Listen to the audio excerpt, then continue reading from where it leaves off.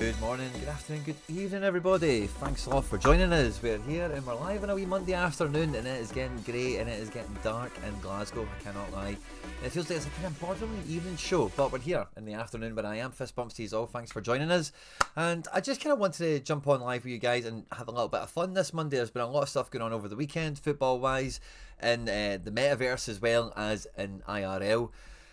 SO5 wise, and even this weekend with Celtic in semi-final action, you know, there was no fantasy football involved around that, just some good old fashioned throwback derby action at Hampden. So it's been some weekend, and I just wanted to hang out with you guys for a wee bit and take you through some of the trains of thought I've got going on now, just with some different bits and bobs that are kind of happening with me in the gallery.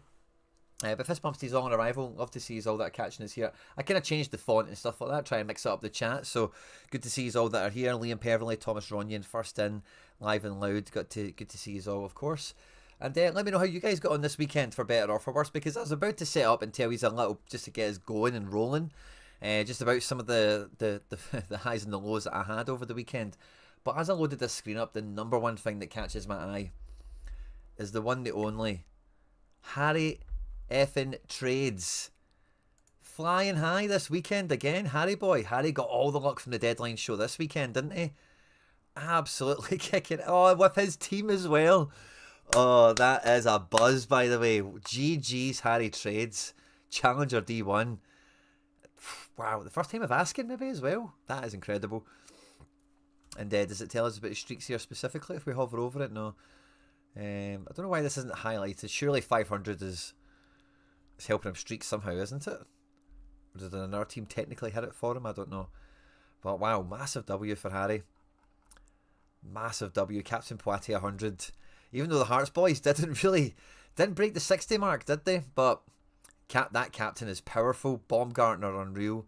And the goalkeeper probably just about saves the blushes, because, yeah, I think you need 3 kind of 70 pluses, don't you? And yeah, nailing the captain like that. Oh, he's absolutely swanned it. Well done, Poitiers in this team as well. Well done, Harry boy. If he's watching, 5,000 essence as well, all told.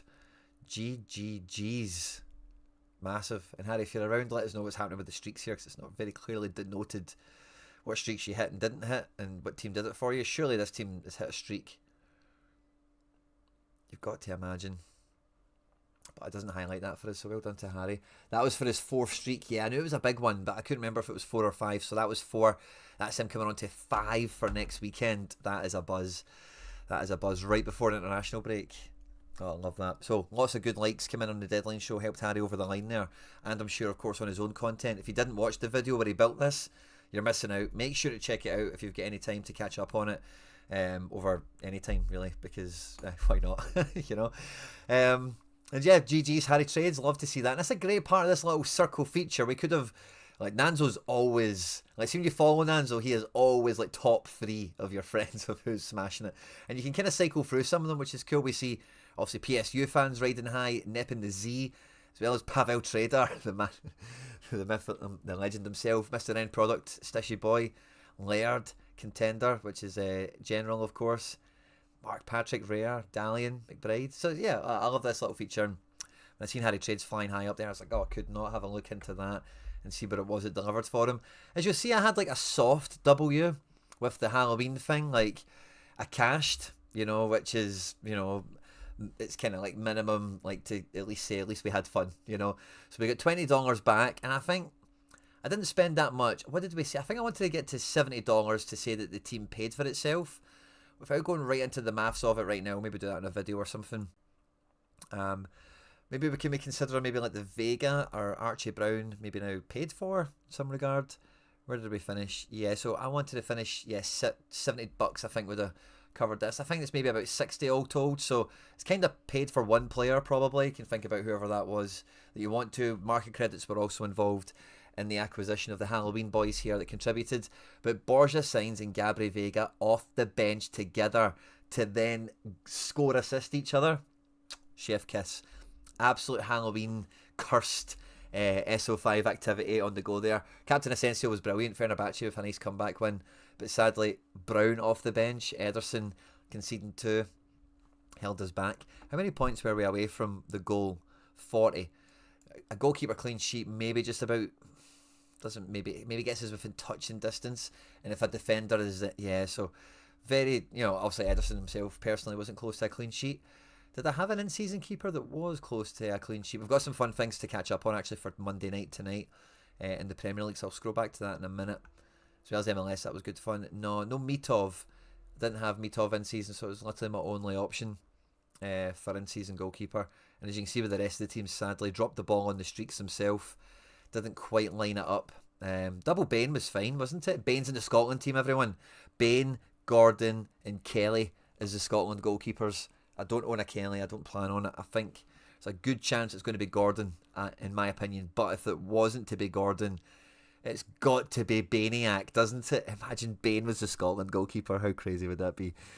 But yeah, so that's kind of highs and lows kind of in itself, isn't it? I don't think I want to go into all that stuff down there. I'm kind of happy just talking about the in-season stuff for now. Classic's kind of a side show right now in terms of just like on the videos and chatting with you guys right now about this topic. So yeah, like $20, it's kind of like a soft W, isn't it? We did drop the ball on the streaks, but in MLS, I picked up the second streak, and this was against all the odds, as I said to the members over the weekend. Second streak, $20 of credits on top as well. It's going out of D2 back in. So we'll have 2 D1s now. NYC really coming good at the right time, and this was a 0-0 draw.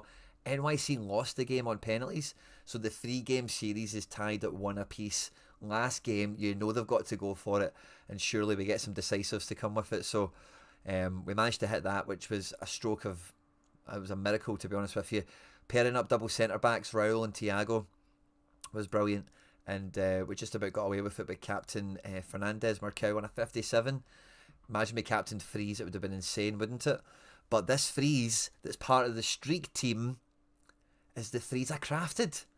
We missed out on Simseer. Now, I know this doesn't make up for missing out on Simseer, right? But it might. It might. If that second Freeze can help me 3, 4, 5 streak with this NYC team, where we could get someone better than Simseer or whatever, I don't know, then you never know. Like, it might, because that's come into a big collection bonus. It's in season. I've got the squad options to play with it right away. We've had 2 games. We've had 2 streaks. We're going into the midweek with these guys on streak 3. And it's to win the playoff series, and then at that point we're in, we're cruising, man. We're doing great. The MLS strategy might just come off right at the very end of the season, which is hilarious. But see, for tonight, this is really fun, right? For the Premier League strategy, I've got 3 Sunderland players in one team. I've got 3 Everton players in another team. Both teams have got some pretty good scores now. Admittedly, the Everton team is in a way better position, but it's in Division 3, whereas the Sunderland boys are in D1. And yeah, Elliot Anderson 50 isn't great, but he wasn't my captain, so I've not kind of lost the captain punch potentially. If Mukiele could get like an assist or a goal or something mad like that, as well as a triple and all his super Mukiele powers, I hope Ronaldo could just get like a last man tackle or a clearance off the line or something jammy. You never know. In D1, this could fly high at the very, very end. But with Paqueta on a 90 and captain Morgan Gibbs-White 64, this team feels like the one that could actually climb the mountain of the division it's in if everyone was to pop. It's only worth $100, whereas with this team, like, we're asking a lot to get into the eye-watering amounts, aren't we? Yeah, maybe we're asking a lot more to get into cash there, aren't we? So we maybe I do want Everton to win. As long as this team doesn't get relegated, I'll be fine enough with that. This team gets promoted with aplomb. That would be sweet. Get a nice way towards paying back the team as well. A really high finish in D3, which is maybe a little bit of an understated element of the strategy itself. And I do actually have Jack Grealish still to run in this team here. 79 points from a reward. I think that's it's XP, isn't it? Not really counting that. So this team's kind of dead in the water, which is kind of whatever. That's a victim of the classic utility there, because I couldn't put Grealish in with the Sunderland defence stack like that. Just would have been a little bit too counterproductive. Whereas tonight, I've got, even if they draw, imagine it was like a 0-0 draw, that'd probably be pretty awesome as well. It'd probably work out quite nicely. If NDI could just get to 59 on AA, could maybe just about get away with it. So yeah, it'll be interesting Monday Night Football for me. I'm going to try and watch that after the kids' football, which will be good fun. And I did feel cursed, I can't lie, with Bundesliga, because if some of you will know, we'll do it properly in a video for Road to Glory this week, but the amount of trading I did around Bundesliga defence, every defender I touched, every one of them smashed. Ben Sebaini did a 64 or something, which is definitely acceptable. Rafa Guerrero, as you can see here, did a 73. Rasmus Christensen did a 68. He scored a goal. And I ended up with Vuskovic, who got a last man tackle. I have the notification on my phone. I got it on my phone at least. And it's been opted away from him. So I just feel that was a real sign of exactly how this team went, as well as the goalkeeper. I was so confident that Vasilj could have been in the top 3 goal scorer ratings this weekend. And I couldn't have been any further from it, sadly. He got pumped 4 past him, and he got an error led to go. All things considering, it's not a bad score, considering what happened to him in this game. Was it an error led to go, wasn't it? Yeah. But that just was a huge handicap on the team, really, sadly. Kramaric off the bench was amazing. Eriksson didn't work. And Diaz, against exact same as last week, 47, 45 points. Very, very little. So Bundesliga kind of fell off the wagon, sadly. Hopefully Premier League can maybe pick up the baton in some way. And the Limiteds was just a little bit... You know, it was a good game for Sociedad, wasn't it? But it just didn't quite fall for me. We needed 360 for the streak. We got 325 in our best team. And although I think we caught enough decisives, the captain doesn't really change it too much, does he? It's maybe just about, like, the best 5 was quite a thin bandwidth on this one. Yeah, like, you'd have to have went double striker with Guedes, which I don't think is really that probable. So that's a difficult one, isn't it? But again, like, we do have 2 Sergio Gomez's in play. We do have a Goroxategi. We do have a Guedes Barrett. So it's wee bit unlucky with that one, sadly. Goalkeeper and the defence haven't really helped us with some of them, perhaps like John Martino on a 29, but Baranashia gone off so early, injured. For Zakarian, actually, I thought this might have just had some sort of random chance, but it didn't. The D-Gen season continues, and I called this team D-Gen X DXP. Just for the XP, that's what that's for. So Paulie started this season well, but have been woeful lately. Horrific the past couple of weeks for Vasilj, says Kerry. Yeah. Benjamin, good to see you. Been missing the streams, but finally caught one. Good to see you, my man. Thanks for joining us. Mikey Basson. Liam, of course, was live and loud with his first. Thomas Ronyon. This game week was my worst ever since I started. Villa and especially Newcastle. Yeah, bad results. I was kind of catching up on some stuff late because Celtic was quite all consuming at the weekend. I can't remember what I did Saturday. I think I had like maybe... I was on a stag do. That's what it was. Yeah, I had a stag do on Saturday. So I wasn't really able to keep abreast of everything. So the weekend kind of passed me by in a lot of ways. I kind of need to still catch up in some ways. So I didn't really see much beyond Celtic. But yeah, I did see Newcastle absolutely dropped one. I actually had a really good... I think it was a giveaway team, actually. Yeah, it was. Got a giveaway team with Captain Paqueta on a 90 in it. And sadly, Lewis Ferguson, DNP, kind of hamstrung it. Magic Mike, 89. Shea Adams, 71. I think we could just about carry Xavi Simons and Valle if Ferguson gets into their scoring range as well. And then we've got Xavi Lopez to go tonight. This team could have done something quite beautiful. Xavi Lopez to go tonight. It's quite feasible we get into the 500 Essence payout for this, which would be good fun. I give away all the limiteds I craft to the channel members for anyone that's new around here. This team did well. I was so scared to use all these goalkeepers, and look at them, 89, 90, 87, and the goalkeepers I did pick. Oh, fair enough, actually. I only got Vasilj wrong, and it's kind of hard to imagine I'd have done much differently. Anthony Lopez lost 2-0, but still smashed an 80. He got a last man tackle or something. He did. Wow, that's incredible. Huge 8A as well. So that's kind of jammy. That team was kind of fun as well. Sadly, it didn't really smash. Maybe it did. 1,000 Essence. Might hold on to that. Let's pray. Oh, actually, that's not too bad. Yeah, let's hope that can hang on high. Big Caicedo and co. Yeah, Ferran Torres doing his bits. DNP Trippier, DNP Aguerd kind of killed my rares. And then, yeah, with the limited, I was really hopeful for some of them, but we got some brutal DNPs. We got some really bad individual scorers as well. So the giveaway stuff, like, if we can get Xavi Lopez to show up tonight, this team here, everyone's ran. So, yeah, that's a bit hanging on, which probably isn't going to go too well. And then for All-Star, Teji popped. I'm glad I moved him into rare. I thought he could have helped that team. But again, look at this. Paul Lopez, DNP. And I used all these guys in limited teams, which, no disrespect, but like I should be using them in rare teams if I fancy them first. So maybe that's a bit of a lesson. Especially somebody like Mike or Butez. They should always be playing over Pau, because Pau just has that risk factor, you know. Because that team could have been... Imagine they had another 90 points to their kitty right now. They'd be on 250 Essence.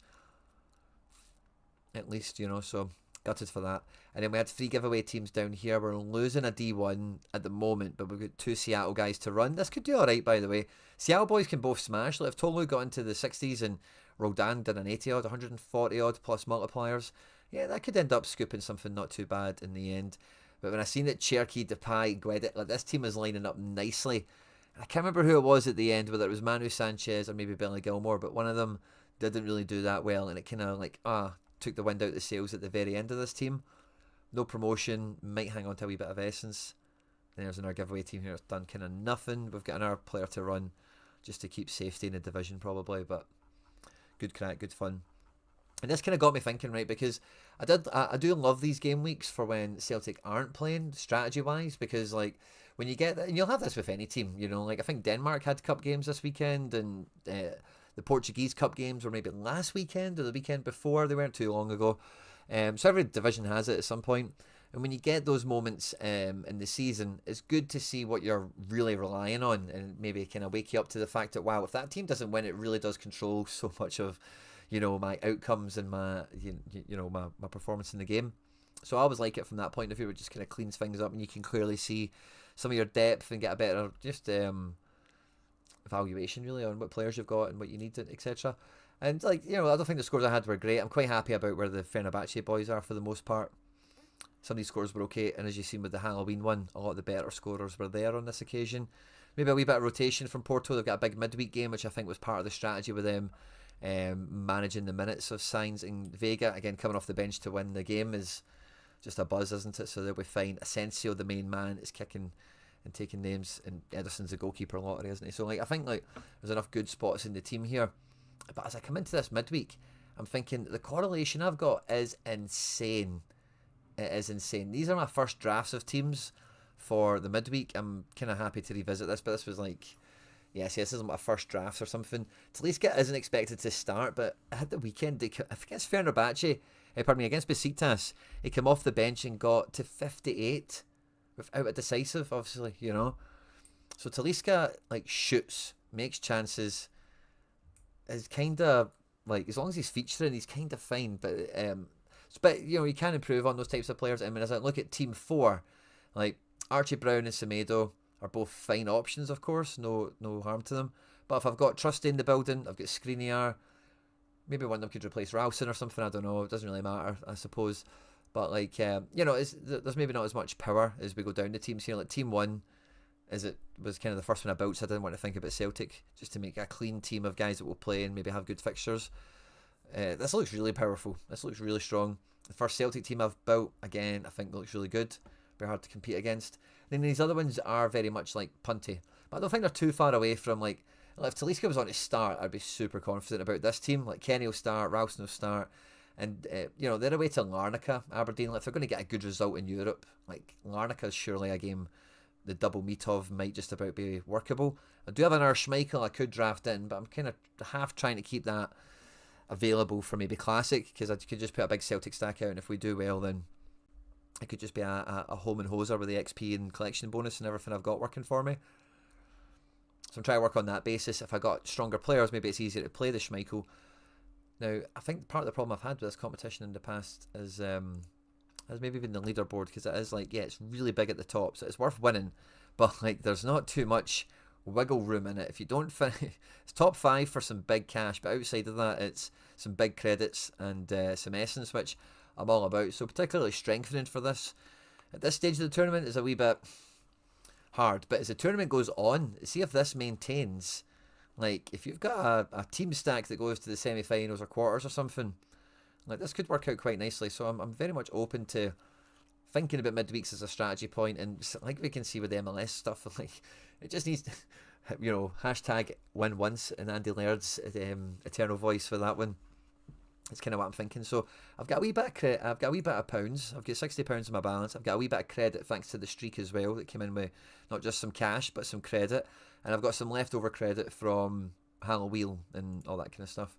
So I'm kind of half tempted to like just further compound the degen, essentially, because I do feel this strategy is like amazing. I do even want to look at the weekend, because the last one before the international break, I think for all of these teams, Celtic, Fenerbahce, and even a little bit of Porto and whatever else that's in here, Need to see the midweek teams, need to see the Thursday night action before picking the teams. They all play Thursday night, so it's kind of my main attention right now. But part of this as well, when I was looking through and I was scouting everything,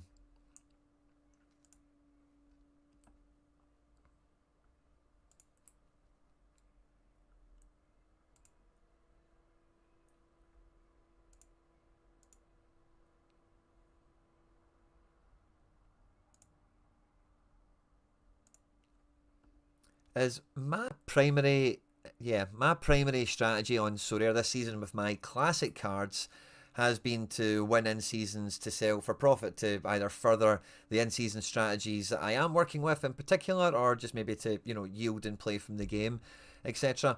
And I've managed to do that to some good effect, and we've had some nice videos on the channel of winning some cards, flipping them, and then turning them into like filling out like a Celtic collection or playing a Road to Glory limited strategy, that kind of thing. But the biggest card, in-season card I've won, maybe not necessarily market value wise, because I do think Dominic Fitz was probably that even still at this point. But in terms of like Champion Europe, the big leagues, world-class talents, etc., the biggest card I've won this year has been Castello Lucaba, and I've hung on to this. Now, conventional wisdom for a lot of Sorare managers would be to, sell the guy and, then either buy a classic version and just continue to use it,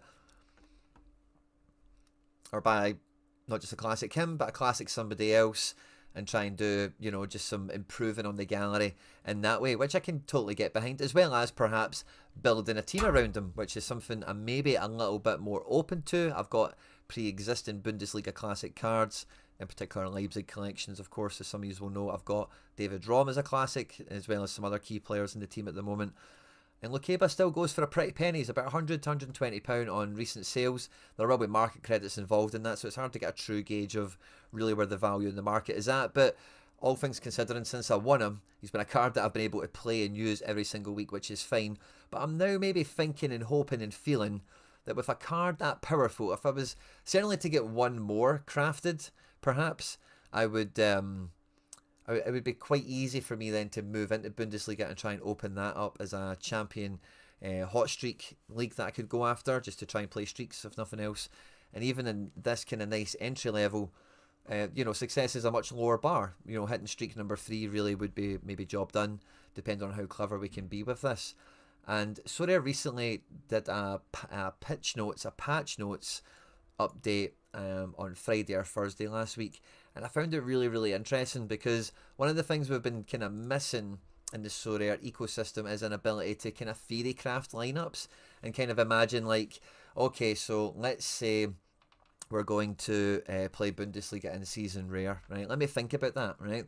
I've got Vasilj as a classic goalkeeper I can play. I've got Lucaba, who's that in-season defender. And let's even go into the extra spot and just say who's the best. Oh no, well, I can't actually, so I've used the goalkeeper. But if we did get an in-season goalkeeper, if that ever became available to us as an alternate option, who would be the best classic outfielder I've got? And you might have some better like a Kane or an Elise or a Kimmich or something like that, depending on what you've got. But mine might be like a Rom or an Amiri. And I've got some other guys that score well here. We can maybe pick out depending on fixtures or whatever. Not a huge selection here, as you can see, but there's certainly enough. It's certainly big guys like Rom, so that's kind of good to see.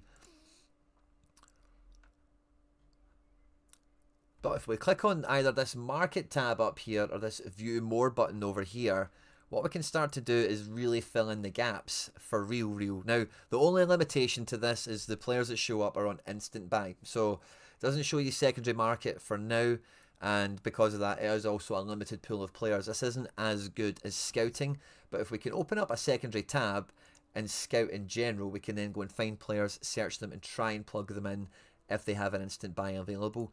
Equally, we can just click on all the bar graphs, and we can see everything on this page anyway in terms of their form and etc., so on and so forth.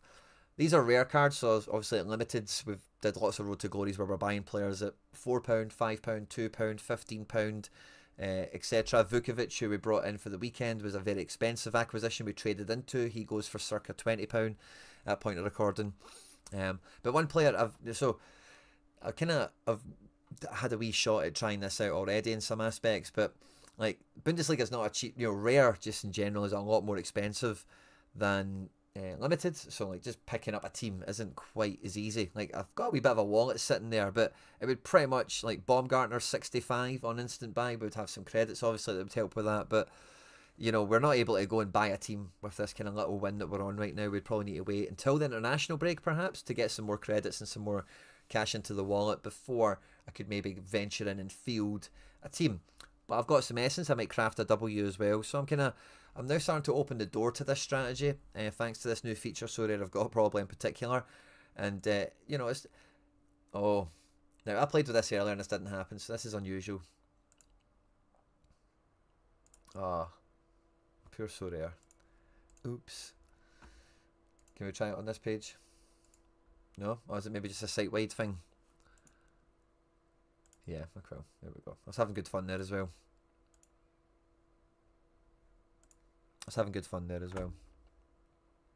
Afternoon, Quinny. Good to see you. Well, I'm actually maybe just going to... Well, this is down. I was maybe just going to put MFL on because I'm just going to sit and look at this page. To be honest with you, have you seen Oily at Trabzonspor? They compare him to the next Kante, apparently. He's the real deal. I'd love to check him out. Wumbler. Love the shout. If he's at Trabzonspor, I'm very interested in guys like that. We'll try one more time, and then, yeah. I'm going to leave this for a minute. I'm just going to sit on MFL for a second, because I'm actually going to have... We're going to have some cup action tomorrow. Now, guys, you won't believe this, but all three of my clubs are into the quarterfinals of each of their cups. So, the last time he's heard from me, I'd got out the group stages, but we've then won all of our matches. We're in the quarterfinals now tomorrow with all three teams. We've been doing pretty well across the board still this season.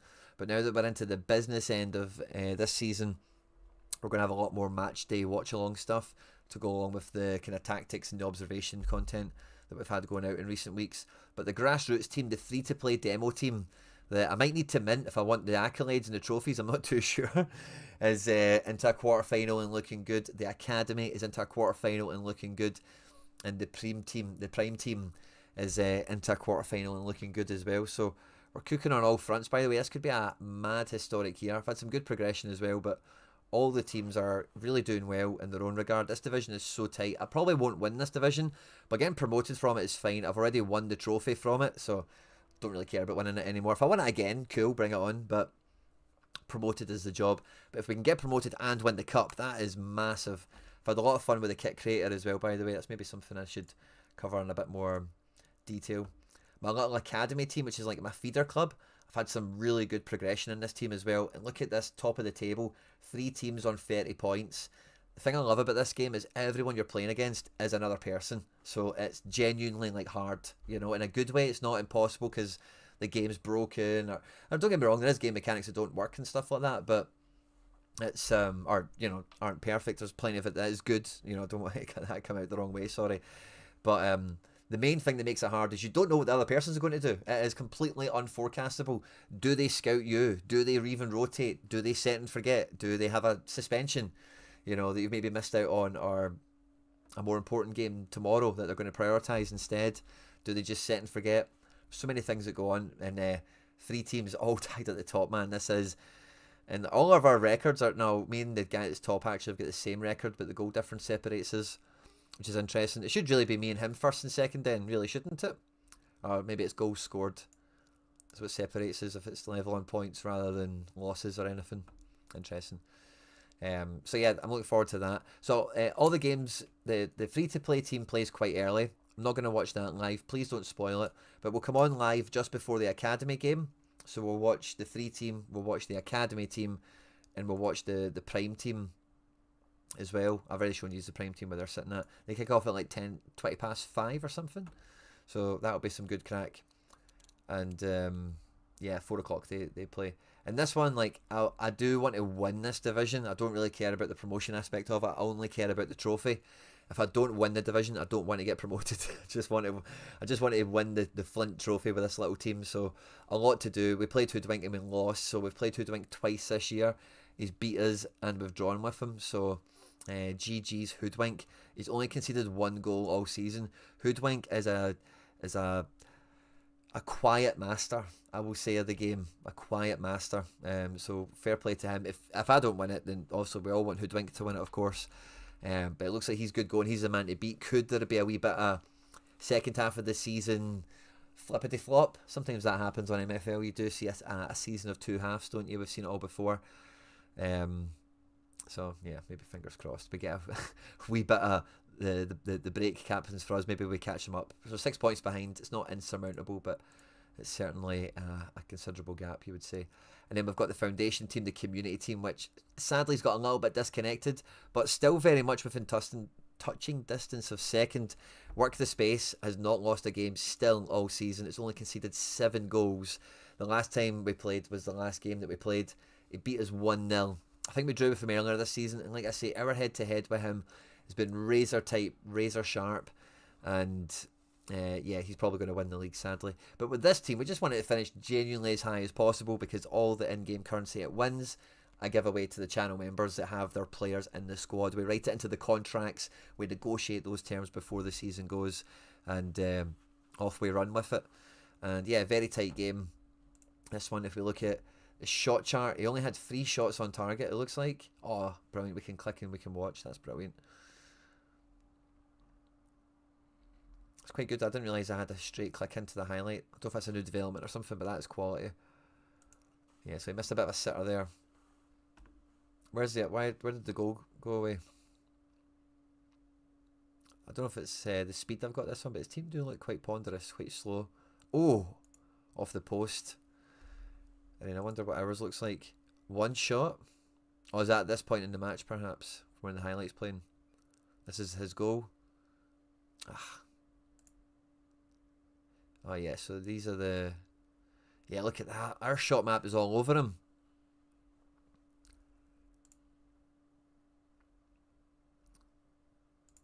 Heat maps for players. Santana, what was he up to? He was a wee bit deep for a cam, wasn't he? Again, we are a defensive team. We want to break, so we're keeping it tight. That Senko really deep from goal. Yeah, we don't, we didn't get up. We don't dominate high up the pitch, this team, and I don't mind that. That's from our striker. He only got 3 of those shots away. None of them were particularly great chances on goal, sadly. What about our other striker? He got 2 inside the box. He should have done a bit better. The cam. Oh, yeah. Had some good chances from some good attacking players, by the way. No shots from Santana. That's unfortunate. Did the centre-backs maybe get on the end of a wee corner, maybe? No. But yeah, tight game. GG's Work the Space. Well done to you. And if you win the league, well done on that as well. But we're on Tuesday, we're playing Hairs United. Today, actually, we're playing with the Foundation. I think I've got all the teams set up. Actually, have all these guys got matches today? I'm pretty sure I've set them up. Arabia, yeah, I've set that. I've set all the cup teams up for sure. The community team, but actually might need tweaking. Yeah, it does. Well, maybe not. Actually, we might just go full strength in this game. Not really too sure as much need to rotate. Marino's on an 88, so the centre backs, we probably need to swap him around.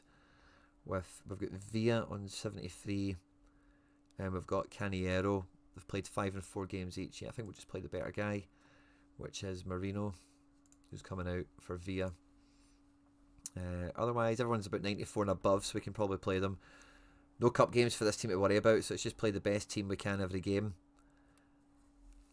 Is there maybe a move that somebody else could come into the fray? We've got Pino 75. It's kind of hard to get him in without rotating because it's a different position. Douglas 72 for Ortega, maybe. Could be a move. Munn.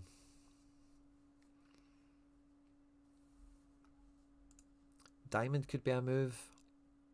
Let's try Diamond. What does that look like? So that's Senko. We want him to be back up front. So cam options, we've got...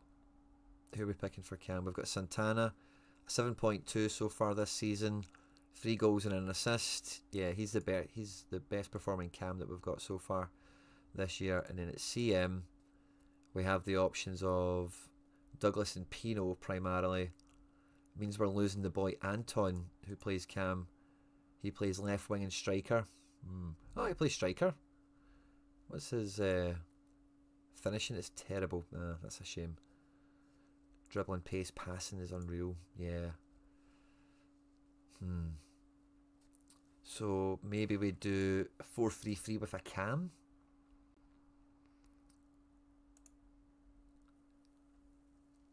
But yeah, he's the right winger then, Santana. So we lose a lot of cams if we do that. So let's do 4-3-3 with a CDM. There we go. Let's do that. And then Santana goes to right wing. Anton goes to left wing. We've got our boy Dawson through the middle. And then in centre mid, we're bringing the boy Pino. Awesome. Overview of the team looks pretty solid. I don't think we've really rotated people out here. Datsenko's not playing, so that's fine. It kind of rotates him for a minute. We could bring in the boy Douglas if we wanted. I think he's maybe a better CM option than Ortega. Yeah. Yeah, this feels good. Ortega 73.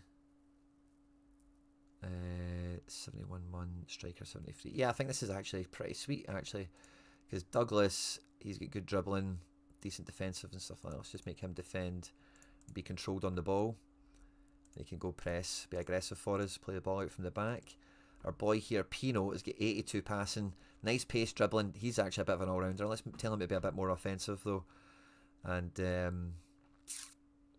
will we go with risky passing? 82. Yeah, okay, let's go for it. I want to check who's the best passer. I kind of like to reserve that privilege for the best passer in the squad, which is Anton. Yeah, so I'm gonna do that. Just keep it balanced. Be more offensive. Anton, you can do risky passing. He's got great dribbling as well. You can dribble all you want. Be more offensive. And don't shoot. Whatever you do, don't shoot. Santana, oh, he's quick. He can play direct. He can dribble more. You can just be on the attack a bit more. Our boy Dawson, just attack. You can shoot from distance if you want. You are rapid as well, so play around those channels. Take up what positions you want. And don't mess about with passing, just give it to somebody else. Yeah, this feels pretty good. And then our boy Castano here, we can just tell him to be more defensive as well and chill out. Yeah, this feels good. I think this could be a nice little team change here. And if we can save this tactic as plan 1.1 or 1.2 maybe. That still feels like the strongest team, but it's just maybe a slightly different deployment. But we're getting the midfielder in for Datsenko, the striker. Datsenko's a 75, Pino's a 75, so we kind of gain him. We get those guys into the wide areas. Cameron M, that's kind of one of my secret sauces already. I love fullbacks usage in this. I'm playing 4-4-2 with the rotation team. Well done, Cameron, if you're getting fullbacks in that mode. I like my fullbacks with my prime team. As you'll know from the team that we've got here, I've got Gilge and Casas, and both these guys are just heroes, so I give them a lot of control on how the game goes. We're playing Arabia. I don't want to put my tactics on screen, so I'm nervous about this team, but I know I've prepped this ahead of the Stuttgart match in the Cup.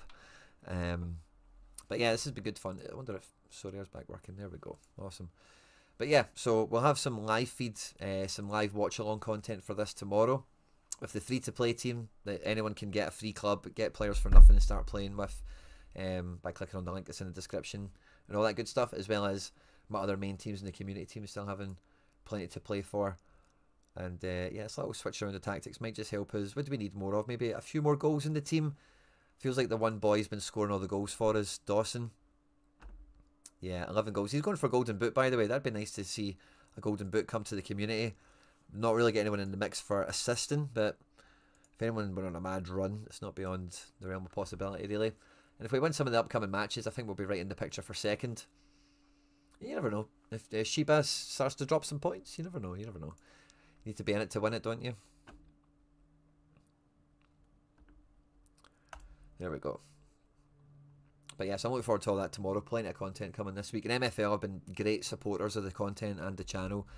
Love playing the game, and it's just another beautiful partnership on the channel here of stuff that I can just lose myself in and play with you guys. and do content with, which is good crack. So look forward to more of that as of tomorrow as well. And I did some good content like talking about the match plans. I've spent quite a lot of energy on that because I do think they're really big for especially players like me that do play it in like fixture management mode, you know, where you're kind of looking at them in blocks and segments, and it's hard to really prepare too far in advance, and you want to kind of optimize the games for the players you've got at your disposal at any given moment. So if you've missed that kind of stuff, check it out if you fancy it. But the thing I was trying to mess about with was the new lineup builder feature, because I was doing it earlier, and I've got a common mode video that will be out later this week where I kind of play with it at the back end of that one as well. I thought it would just be good for us to play with here. I wonder if it remembers it, because sometimes the RAM does keep it there, but it doesn't on this occasion. So if we flip over to market, so I was looking at, who did we click on? I think it was like Baumgartner 65, Ouedraogo 76. I like both of these guys. I think Ouedraogo is just a bit more of who should, you know, like if I was to pick a fantasy team out of these guys, I'm looking at Ouedraogo. Joe Chima Fujita is kind of interesting at 27, but that's just my sentiment talking rather than optimization. But look at the price of forwards in this division. See, because the top 3 are so far ahead, or maybe even the top 4, if you include Girassi in there. I know it's a special ed, but still super priced, isn't he? Bundy forwards are quite punchy, man. Diamandi I could have bought a month ago for like 30 quid. I think he was really cheap for ages. I thought if I did go into when I won the Lakeba, for example, there was a few guys I thought I could just maybe spend 100 quid on this little, and then I thought, no, don't do that again, Quinny. Like same as Sociedad, but with Leipzig, you know. Maybe I shouldn't have hesitated on that one. Be consistent, maybe, is part of the motto there. And maybe there's some guys like Thiago Tomas at 36 is some way appealing. But look at that Boniface 100. That's definitely a name one, isn't it? And this is instant buy. You need to look at the secondary market. Amora at 73 is probably the best bang for buck. He's getting a bit of form now for Wolfsburg, and he looked a good player last year as well. A wee bit of this is internationals, so do remember that. But he did get an 82 at the weekend. And if Wolfsburg are scoring goals, he's kind of in the mix for it, more often than not. So I quite like him. But as I kind of piece this team together, like, do I really want to buy Amora? Probably not. But the other guy I quite liked on this as well, that I got from the common game, and I mentioned it with Harry on the deadline show on Friday, was the boy Manzambi. And I said to Harry, he came on my radar, and I couldn't remember why, but it was from the common mode, because my midfielders in Bundesliga common is like Pavlovic, El Canus, and him. You know, so I've been using him in common for a few weeks. I kind of forgotten about it, but he's a fun card. He's not super good or anything, and to get to like streak 3 or something, if he was cheap enough, he'd be a good option. He's currently 53 on instant buy, which I guess with credits, he's actually kind of halfway interesting, playing at Freiburg. So is Ouedraogo, I suppose, but where I'm at now, I could only buy one of these guys, and committing to a team with just buying one more piece feels a bit premature. But I love this feature, and it's really good for theory crafting. So if I was to go and, you know, I'm not going to, right, so don't try and tempt me, but if I was to go and craft on all my essence I've got here, I've not really got anything that, it would have to be lucky out of All-Star to pull anything from there. And I've got a bunch more coming this weekend, as it seems. We had a good one, and we've got a good one coming from Champion, I think, down at one of those teams, 1600. I can't remember what one it was, but I'm sure the Ferran Torres team, I'm sure was pulling as a nice wee chunk. So that'll help flavour that essence when we go to pull it. Yeah, if this can hang on to 40th. Yeah, we don't want to slip into 51st. I think we're doing alright. Sadly, the captain's maybe the thing that might undermine us. That's a decent team.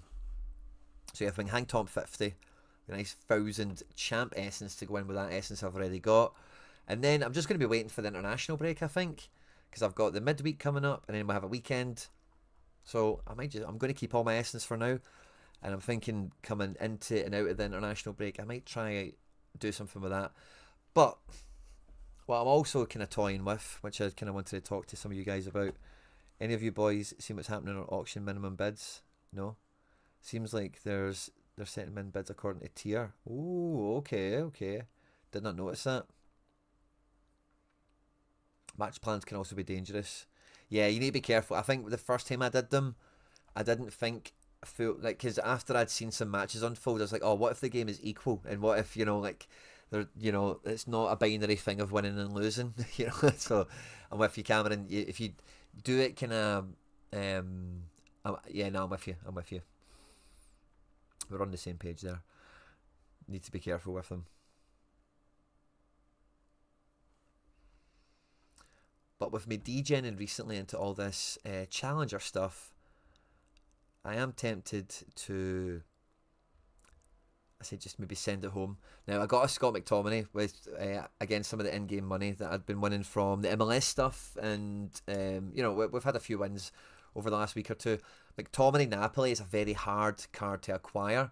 And I missed out on one. One of them, like Liam Pev, who's in the members, I'm sure it was Liam, I think he got a special edition one as well, in fact. The kind of wavy one. The kind of like one that's similar to the Legacy edition from this year. And I was gutted I missed it. And then after I seen that, there was one on the market for like £25.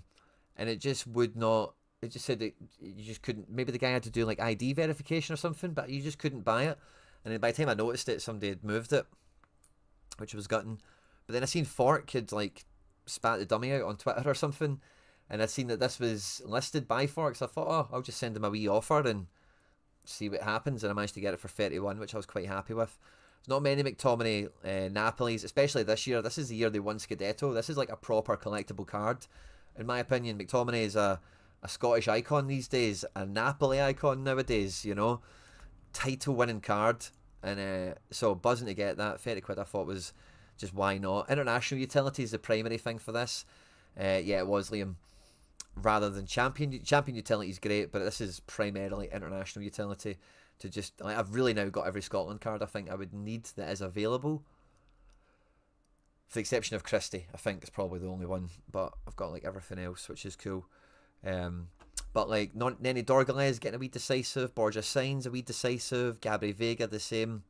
And if I even just filter this by Challenger, because I'm missing one of two things. I'm either missing a McGregor or a Schmeichel. I'm probably going to end up with both of them at some point. But just for where I'm at right now, that's kind of one of the things I'm missing. For where the Celtic squad is at and the SO5 options I want to use and how I want to use them.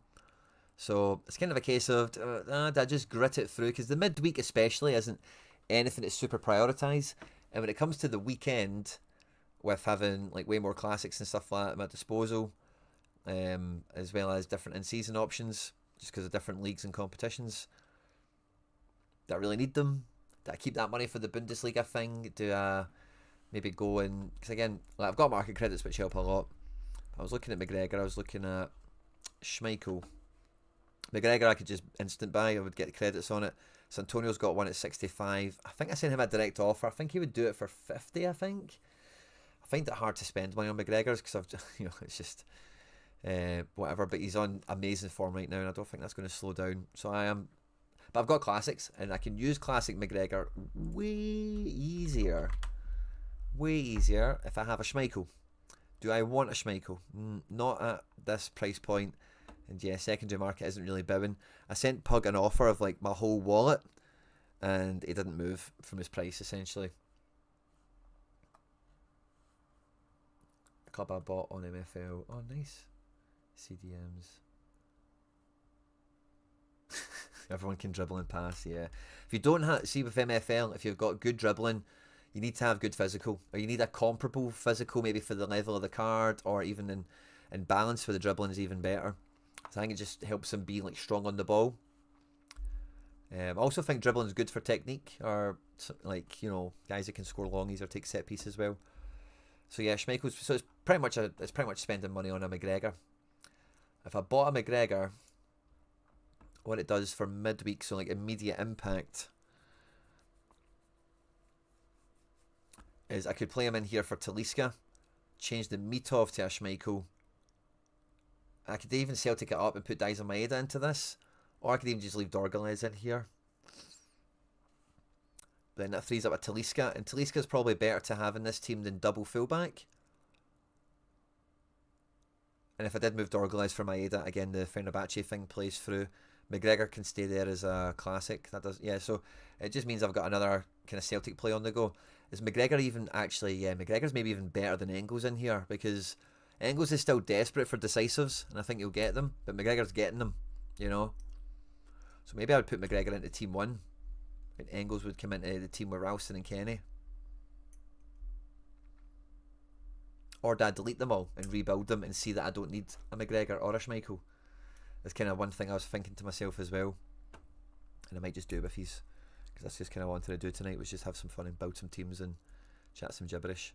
So yeah, let's I'm going to delete these now that I've seen games and stuff like that, and I'm not going to try and, I'm not prioritising team stanking, I'm prioritising winning. That's the number one thing, because the prize pool is small, and to go after this, we've got to be building the number one team we can build. So Schmeichel away to Midtjylland. Now I think Schmeichel, Danish number one, is in legendary form right now for us. Midtjylland do score goals, you know, well tested. Will he keep a clean sheet? It's hard to say. Ederson away to Pilsen feels pretty reliable. I wonder, do we have Sorare inside Europa League stuff right now? We should do, shouldn't we? 2 minutes ago. Jackpot. Archie back in. All my defenders are there. Dorgalez and Asensio. Talisca's going to come off the bench. That's fine. Talisca's like super effective off the bench, as I mentioned earlier. I wonder if McBride's put a team up. He did. And Porto, I think, was the other one. I just want to double check against Utrecht. But yeah, they're rotating in for this one, I think, is the consensus. So yeah, I think Ederson away to Pilsen is probably the best, because he could get some really good 8-8, and Fenerbahce could get the clean sheet quite feasibly there. Celtic to get the clean sheet is less likely, and using that as a classic spot is less good. And I think Aberdeen against Larnaca could be sneaky good. Where are...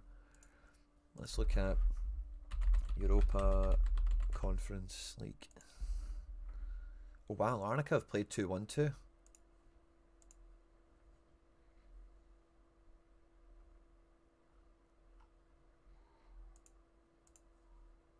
Who did they play? Wow, they beat Palace 1-0. Jesus Christ. They beat Alkmaar 4-0? What?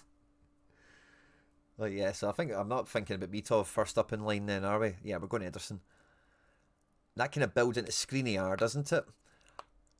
Which, again, yeah, I don't mind. I think Skriniar could be a monster. Pilsen are Czech Republic, aren't they? I don't know if that's a dynamic or an element.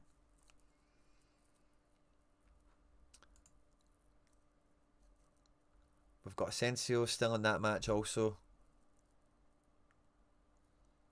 Do we have a classic option that's maybe a bit spikier? Like, yeah, Shaqiri. Is that Stoya? Yeah, Shaqiri at home to Stoya. Amiri at home to Fiorentina could be good, because that's like a champion. Like, you know, minds and the fans will be right up for playing Fiorentina at home. That'll be a good game for them. But no, Shaqiri feels good there. And then, yeah, we need to go in season forwards. Negren played in Denmark last year. What's his head-to-head with Midtjylland like, I wonder? Competitions, Danish Super League. There we go. Midtjylland scored. Was that away from home? No, it was at home. 3-2 win. Played them another time. That was away. They lost 5-0. Well, that's not good. Let's see. Scored against them. Away. Nice. And a 2-1 loss. So he scored against them before. That's fun. And do we have any more appearances against the Midgets? Oh, yeah. He scored 2 against them this time. At home. That's fine. He'll be buzzing. He'll be fine. He's come off the bench, did nothing. Off the bench, did nothing. Yeah, I fancy Benty to... it's not quite revenge goal, but it's kind of same territory, isn't it? And then the best other player we have could be Asensio.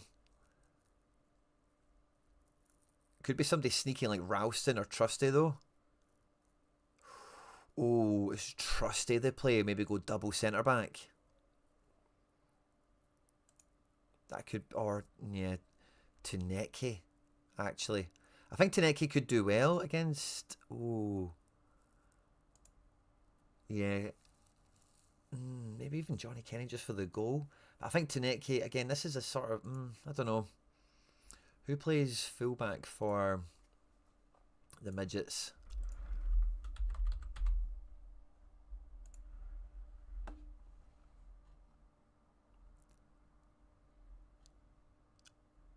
I don't think it's explicitly billing right wing, is it? Yeah, there we go. Be like this, won't it? Yeah, Usman Diao. I don't know if he'll get much change out of him. He could. Negren, I think, will do well. Could be somebody like Engels, or again McGregor we're talking about, aren't we?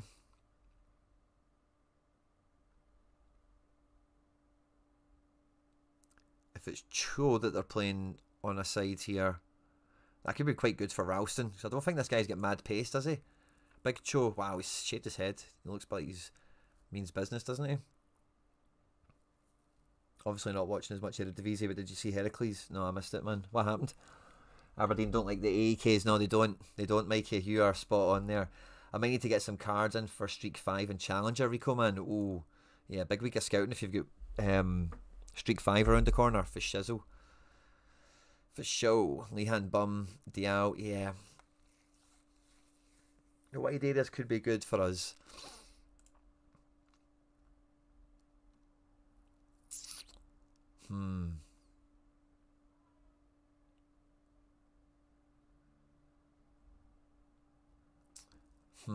Yeah, this is a tough one.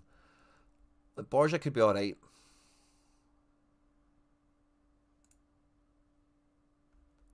Vega. Less likely to get decisive, but could work. They won like 8-2. What?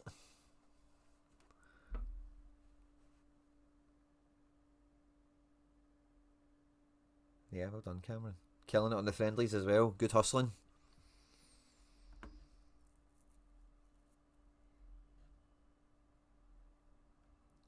Do you know, I think I might just go trusty. Double defence, mad solid. Shaqiri's 100 capable.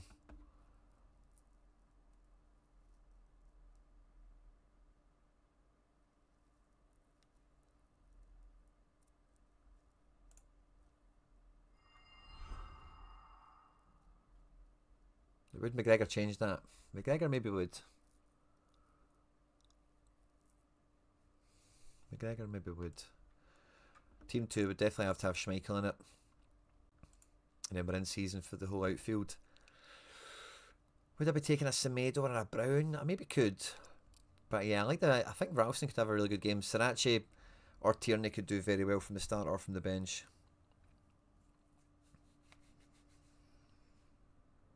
I think this is just like a kind of Celtic player, isn't it? Ralston, Engels.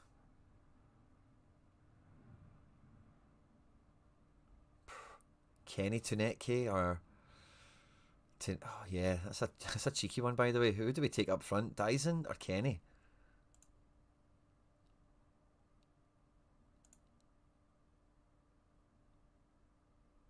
Dyson played so much at the weekend. Kenny's actually finding the back of the net.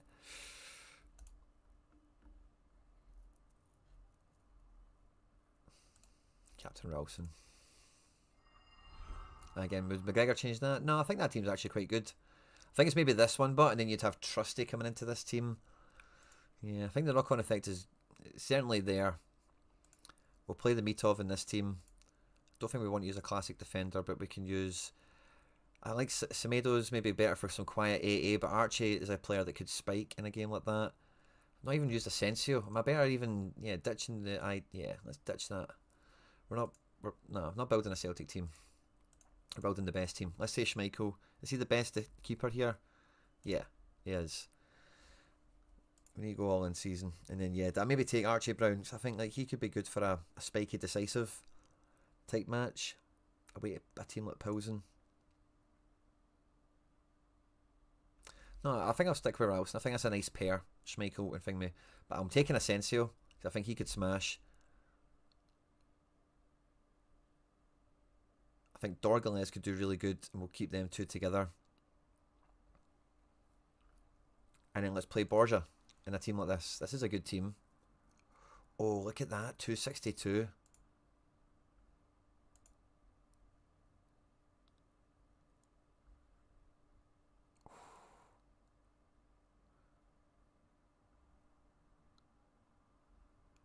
I don't think there's any reasonable swaps we could make here, really.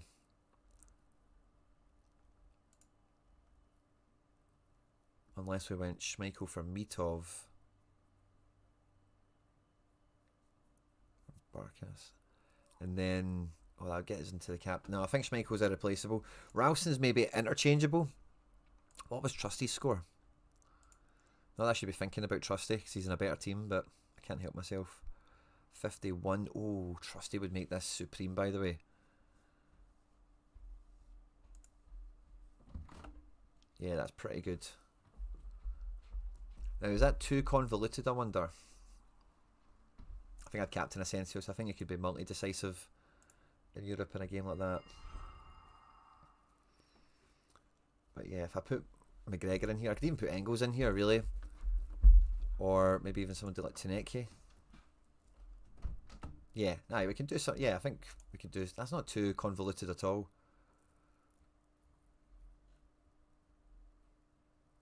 Yeah, that's good. Captain Shaqiri. Celtic attack, Fenerbahce defence, Shaqiri sandwich, that's good. Celtic defence, Fenerbahce attack with Borja signs. I like how this is kind of, yeah, I like how this is kind of developed. Again, would McGregor change this? Yeah, maybe not too much. And then the third team, let's take off that filter. Yeah, we go with the in-season Mitov. Mason Miller, good to see you. Thursday we'll be doing reviews. I'm just kind of hanging and chilling with you on this one today. And then we get back to the Archie Brown or Anthony Ralston type situation. I think I'll go Archie Brown because I think he's just a bit more peak potentially against that game, like I mentioned before. Could play Talisca, like we mentioned, but we've still got Engels and Vega. This is quite a fun team. Who do we have up front? Who are we playing as classic? We can still play Maeda and Kenny. That's interesting. So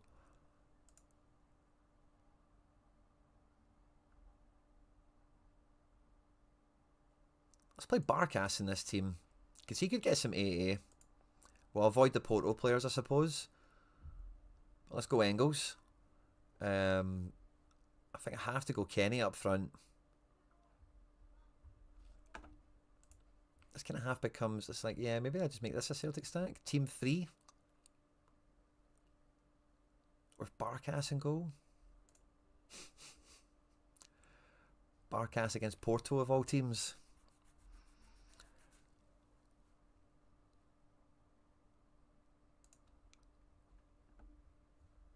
Maybe Captain Engels for the 90 minutes.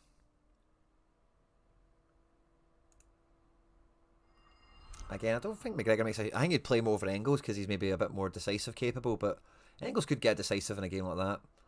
And that takes us to the last team list. Okay, so let's go to the in-season Mitov again. In-season defence. Again, I'm looking at the Archie Brown character again. I've got Vega and Talisca. And yeah, I'm then looking at Celtic subs, which maybe for this occasion I don't want to do that. So I'm then looking at classic forwards. Got Louis Palma taking on Rayo. It's a big game for him, the shop window. I've got a Jetty. Could just put him in, a bit of that Basel factor. Palma is in really good form right now.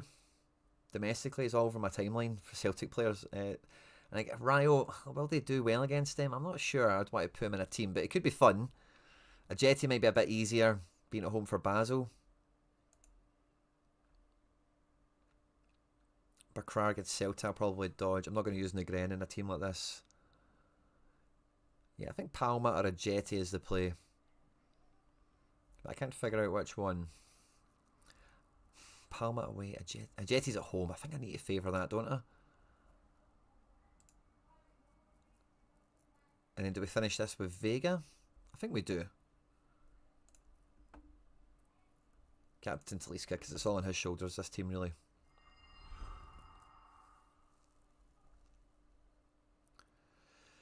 Yeah, I don't feel a pressing need to make these teams better. I'm actually quite happy with all them.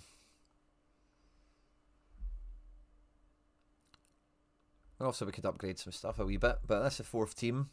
Midweek competition. It's not, you know, these are outside shots to try and get some sneaky essence at the back end of the leaderboard. And, like, maybe the Celtic team could smash. This might be an unusual combination. You know, if Barkas really really did keep Porto out somehow, and these guys then failed. This would be a unique combination, you would say. I really like this prime team. I really like the second team for like punchability. So yeah, I'm not. Yeah, I think I might try and move myself towards the Bundesliga thing. I'm not too sure there's other collateral pieces I'm so interested in for midweek and even coming into Challenger at weekends. Because again, I'm not going to build all the lineups or anything. I'm just kind of fleshing a wee kind of thought out here. If we just even look at the depth available, how many D1s will I have? Only one. Son of a biscuit.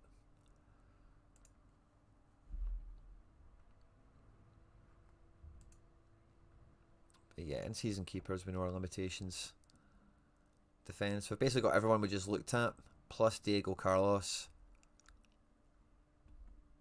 and Keelan Adams for what that's worth, Adam Montgomery, etc. But we get Jamie McGrath, who's probably the only one of note, really. Maybe Fadinger comes into that Team 4 conversation. Braga is a help. Yeah, maybe. Those classics also. I've got Sudakov, we've got Berardi, we had De Bruyne, obviously we can't really think about how many times soon. Larsson's not really been worth the use. We've got Sane, also all these Serie A guys and stuff as well, which are fun, although haven't really paid in yet. Stuart Armstrong, of course, back in a big way. Has he got cards yet? It's always a sneaky one to watch for. No, not yet. Not yet. Oh, yeah. Aye, no problem, man. Yeah, that's no problem, man. Mason Miller.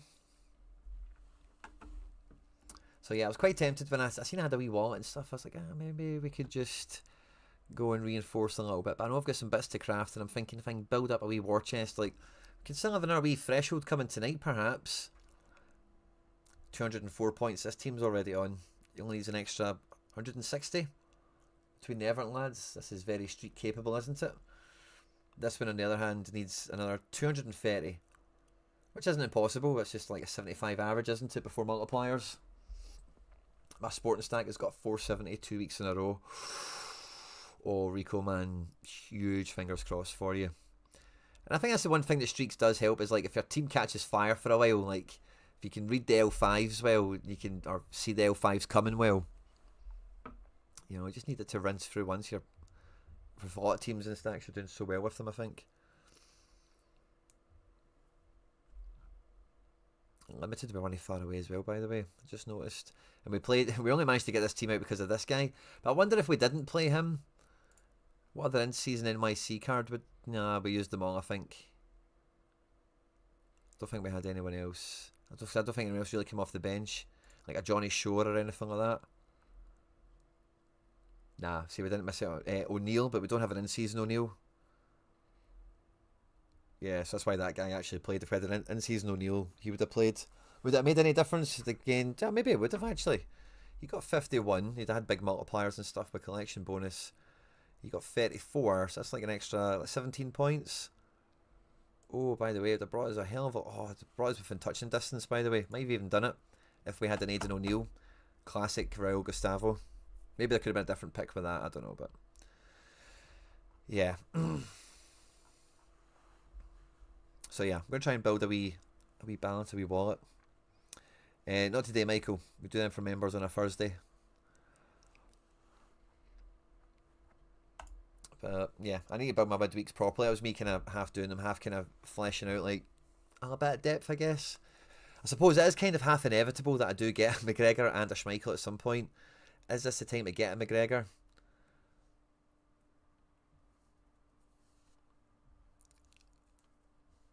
It's all about the actual scores as well. McGregor is hitting the back of the net, is breaking through.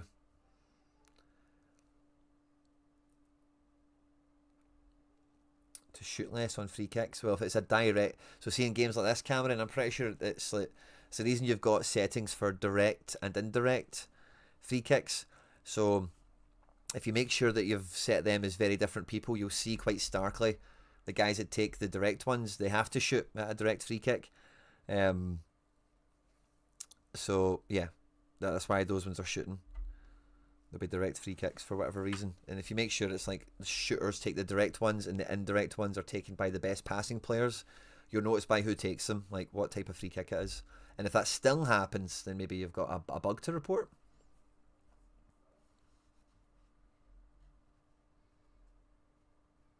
But it'll be down to what type of free kick it is.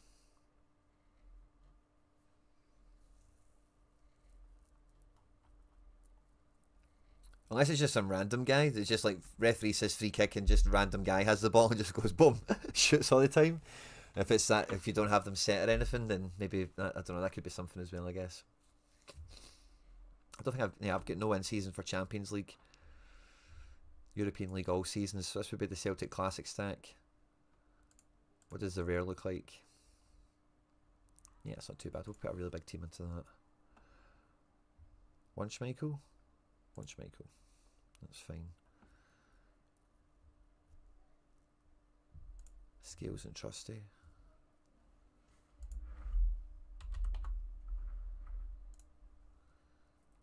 McG. High XP Engels.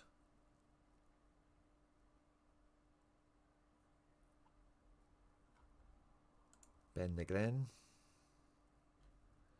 And Kenny or Maeda? I'm going to go Kenny, I think.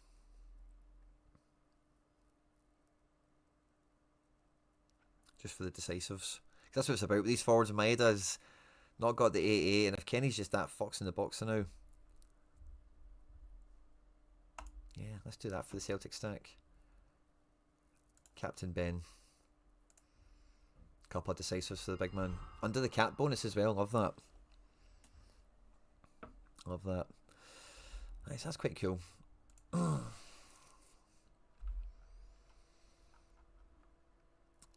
Let's have a wee look at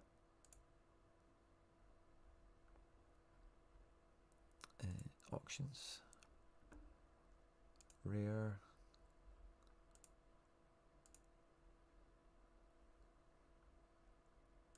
SPFL.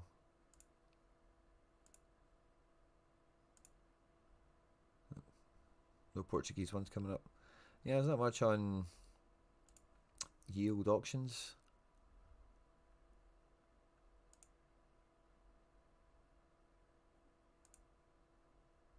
See if there's anyone else that really jumps out, because I'm only thinking about Schmeichel or McGregor. But maybe there's somebody else that's like a wild oversight. Look, Fourhold, like with that wee Porto build, is he somebody I should get?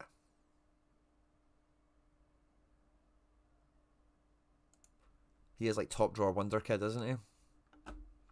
Arkatoglu I do really want. I've got a lot of forwards. Enzo's cooking under Mourinho. Enzo is cooking under Mourinho. Wee bit of Benfica would be fun, maybe. Big Paul's at 60. Yeah, I do not need forwards. I do not need forwards.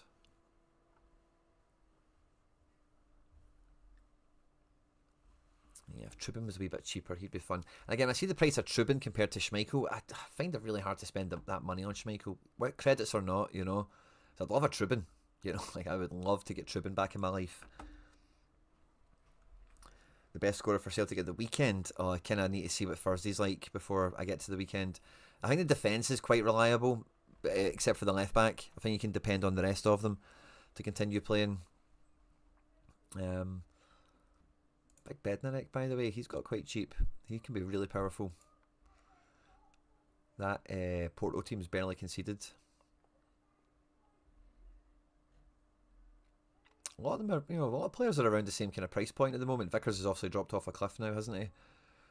I'll wait for him to fall more before I buy him. I think he'll really get every penny out of that injury discount. I'm not even sure it's even worth buying him for this in-season, actually, at all. Let's see how it shakes out, but wow, Sara at 33. Kind of ropey, but isn't he? I've already... Oh, Yuksik, he's been doing really well for Fenerbahce, by the way. Really well. Again, between Vega and Talisca, I don't think I really need a guy like that. I've already got guys like that. Zalazar, we expect big things from him. maybe starting to happen. Mario Dorgalez, Richard Rios. Yeah, I'm not sure there's anyone in season I'm maybe overlooking. Oh, who was the guy one of yous mentioned? Somebody gave us a great player I mentioned earlier. Next Kante or something. Where was that comment? Wumbler. There he is there. Ulai. Let's have a look at Ulai.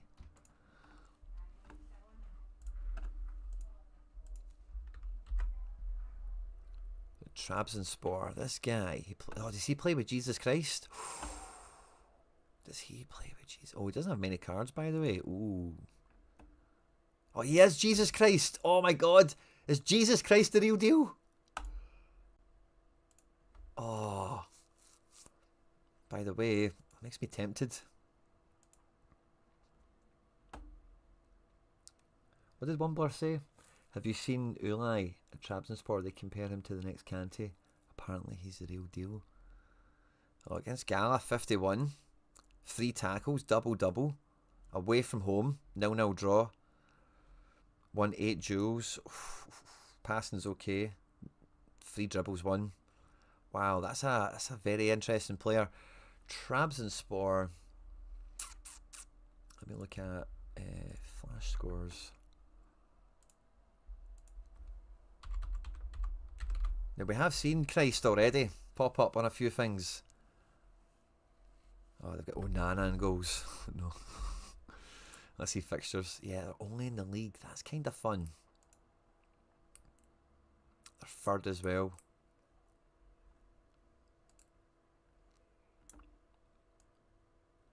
And this guy's came from where?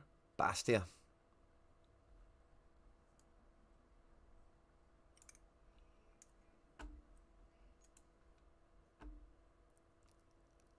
That's fun. Kind of tempted by that. At 40 quid, I would want it maybe kind of under 30. I think at that price, those are some nice scores, man. And if he continues this on, he's 19. This feels like... How many cards does he have at all? He's a really low... He's only got 32 rares. He does have Trabzon cards, but they've just maybe not really came out yet. So this is a wee bit of a price increase on scarcity. But he will get his rares for this year. Eventually. How long will that take? Maybe tempted to send this an offer.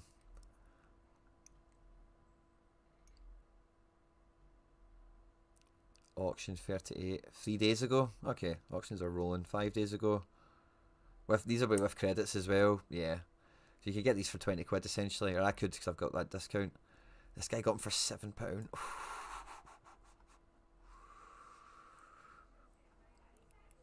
Oh. I wonder what to do.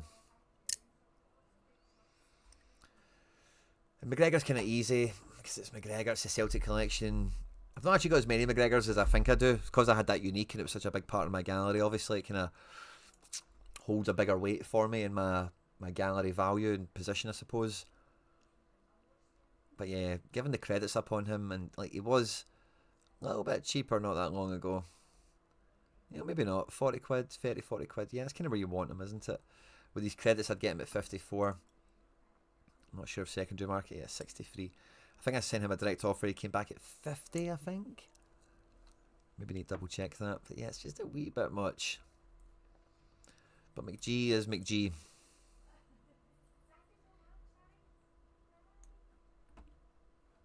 I say I'm going to have him at some point, I'm gonna.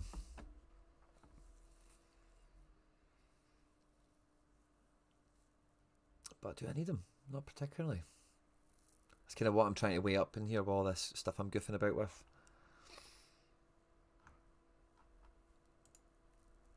Because yeah, if I look at the midweeks, big difference it makes is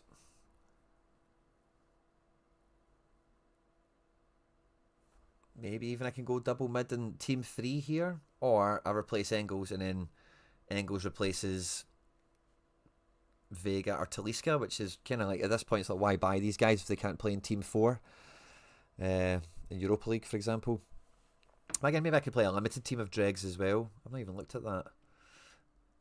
Not that this should dictate what decision I make, but like Vega going into a limited team isn't really a bad thing, because I don't think he's like away to Utrecht. Like Porto should do good, but Utrecht might keep it tight and stuff, you know. So yeah, let's imagine we throw a Schmeichel in here. Yeah, we can still play Semedo. He's nailed. Oh, I've also got the Forest guys to play anyway. Yeah, so I'd probably need to stick to that. I don't think I've got quite enough dregs. We could play an Osmond and a Balikwisha. Like, they might come off the bench. But yeah, midfield. Hitati, but yeah, if we're kind of playing bench team and limited, unless we'll play the Forest guys, won't we, obviously, but we might need to play Semedo, actually. Like, who? Zinchenko? Yeah, he's not going to play. Yeah, maybe we just play Semedo in this team. Yeah, that's not bad. I don't mind that. Sorare, we don't... Yeah, Sorare and Tierney, let's just stay away from that in this game.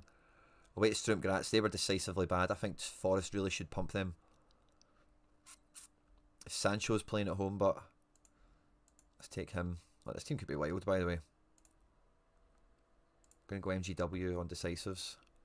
Multi-club under the cap. This is wild. Yeah, I'm not touching that team. That's quality. That's top drawer, that. I'm well in love with that team. It's just good old, it's just good old fun. Yeah, I just don't really feel it, man. I really don't feel it. And I think if I got in-season Schmeichel, it does maybe make a bit of a difference, because then like I could play, not quite Shaqiri because I've already used him, but I could maybe open up another classic spot. We only looked at classic forwards without a Jetty earlier, but even if we looked at this spot here, I've got Amiri, who could score well. It's not a great game.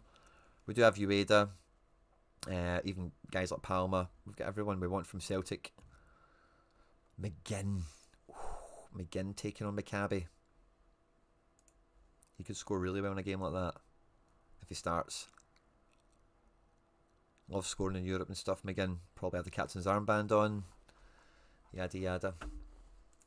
I quite like a lot of these builds. Yeah, I do just feel, but like, see, I'm going to have McGregor at some point, but no, I think I'm okay for the midweek. And then when I look ahead to the weekend, again, I don't think I'm really missing anything with the options that we had there. We've got all those options plus more. When it comes to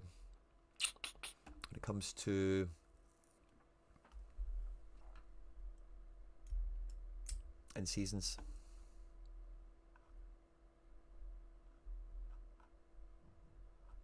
Yeah, that's quite fun. I quite like that. Yeah, I think it's just when money burns a hole in your pocket a wee bit sometimes on this game, where you're like, oh, I've got credits, I've got cash, like, what should I be doing? But I've kind of just done a good bit of that. Kratzig's a bit of a pain in my butt. I'm quite gutted he's not. He could even help me for this haunted thing, DNP in at the weekend. But otherwise, yeah, like, I've made some good moves. Danulic for £2 is going to be a brilliant buy this season, by the way. 82 against Young Boys. Danulic is a monster. And he pairs lovely with Shaqiri. Pairs beautifully with him.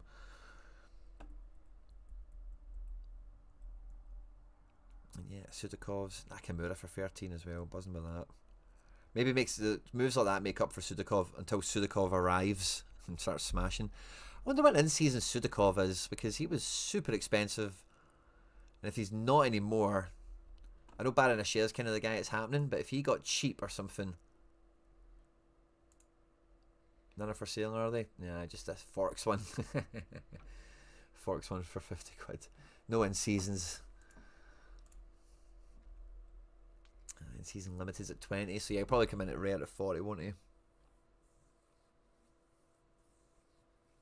Oh wow.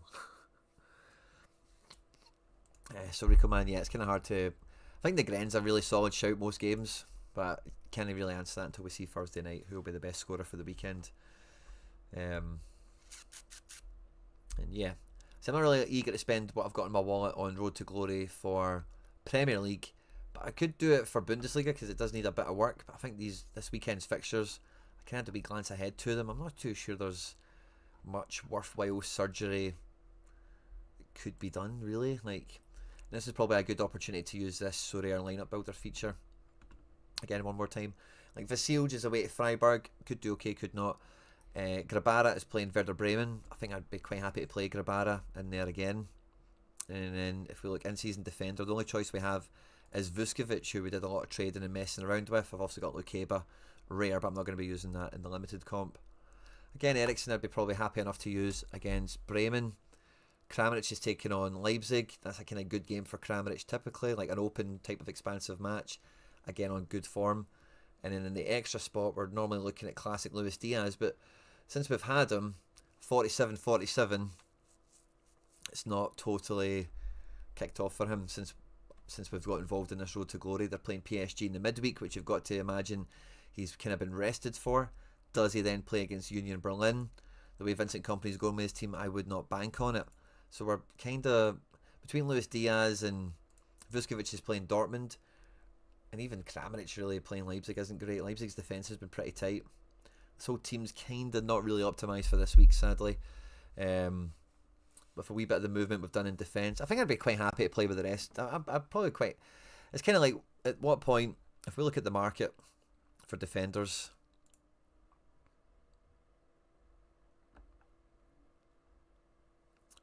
Like, who's really got...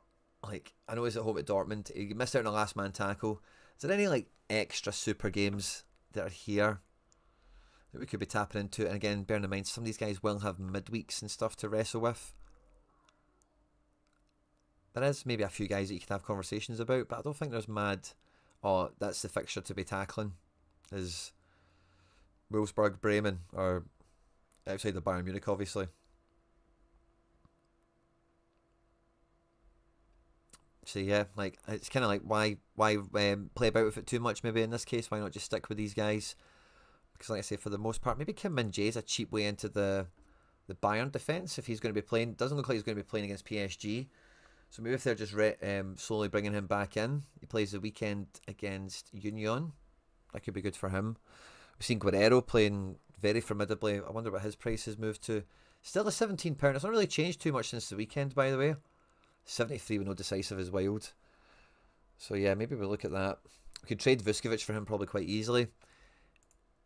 Eriksen would just be waiting for that jammy V60 to come along again. We're waiting on Kramaric, or we're needing Kramaric to be the dominating self once more. Which after a week off, after a good game against Wolfsburg, he'll probably be raring to go before internationals. And again, we've seen this kind of spell from Kramaric before. He can run on for 4 or 5 games on the run quite feasibly, but then it's looking at the Diaz and thinking, does he play, does he not? So there's like quite a lot of not super situations. Bundesliga, but I don't think there's many obvious ones, so you're kind of just rolling with the punches anyway, which is why I'm against maybe doing some drastic moves, but I think I do want to do a bit of scouting. I think there's a move to do in this. I don't know if it's quite Vuskovic, because all the other defenders that moved through our fingers in the last week, like part of the thing with them was reliability or the lack thereof. And I say he was maybe opt or robbed because he had a last man tackle. Did get good AA all the same, despite losing 4-1, which you've got to say is a pretty hammering. Minus 16 on goal concession, 2 fouls away as well. No clean sheet bonus, still pulls in a 38. So maybe it's just that one score. So maybe don't need to throw baby out with the bathwater on half these guys. Maybe just roll with them for one more week. But maybe it's the classic spot. Maybe that's what I want to check out. Let's look at classic Bundesliga cards, because Diaz is maybe part of the weakness we've got. Gregorus, good to see you. Why is it so hard to have goalkeepers for your lineups? It's so hard, man. Goalkeepers are a nightmare. Random number generators they are. That's what we call them around here. And let's just check Bundesliga. I'm rating lovies and leavies in about 15 guys at the most. Monday night schedule. IRL kicks in. Schlotterbeck, I think, is in the building, by the way. Will travel for the Man City game, might not play. So Hamburg is more likely to feature. At £18 we can maybe get back in on injury discount on him. Rom down at 7. Rom's got a good game. I think it's Hoffenheim, former club. He's not hit a big one in a while. £7 feels like a good prospect, doesn't it? Diaz is still around the same level, so I'd maybe try and list him if we're going to move out of him, or trade him. Who could we trade him for? Is there any good, like, more expensive classics perhaps? Mittelstadt, who's playing Augsburg at the weekend. Schlotterbeck, of course. Grimaldo is being Grimaldo again at times when he's playing. I'm not sure there's an obvious swap there necessarily. And is there any like cheap cheat codes down here maybe?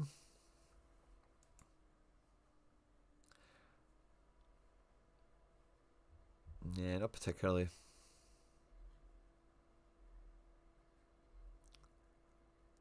Rafa Guerrero and Rami. Very, very cheap at Classic.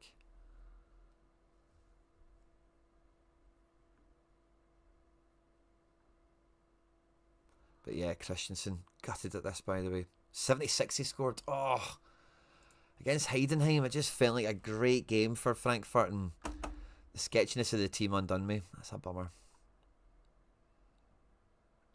They've got a midweek now that'll kind of mix things up a bit.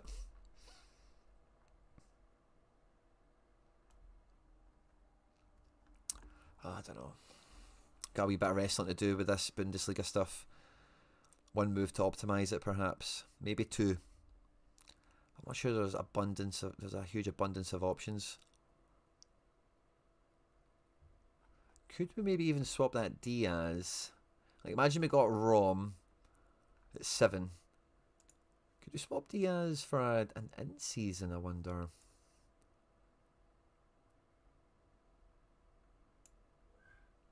Maybe somebody around this price point.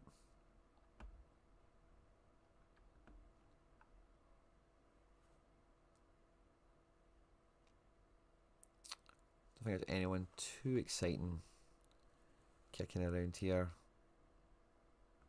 Yeah, not particularly.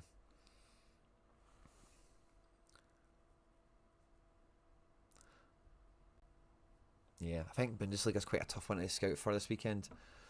Although Stuttgart Augsburg is, yeah, Augsburg are just, I can't help but think they're going to lose. It's going to catch up with me. As we've seen with Mönchengladbach, like, you can't get, there's nothing certain in Bundesliga. You need to remember that. Just try to catch decisives. Who's capable of just being involved in stuff for the better is always a good way to, or a good kind of lens to put it through for me. Look at Dewicke. Oh, he would have been the move, man. He's just safe. Safe AF. Look at that. Dewicke. Not against Bayern maybe this week. Oh, wish we got him. That'd have been brilliant. A big 85. Oh, Bundesliga defenders, man. What are you going to do? What are you going to do? Oh, LG. Back in the building. Not really used them either, myself. And Manzabi.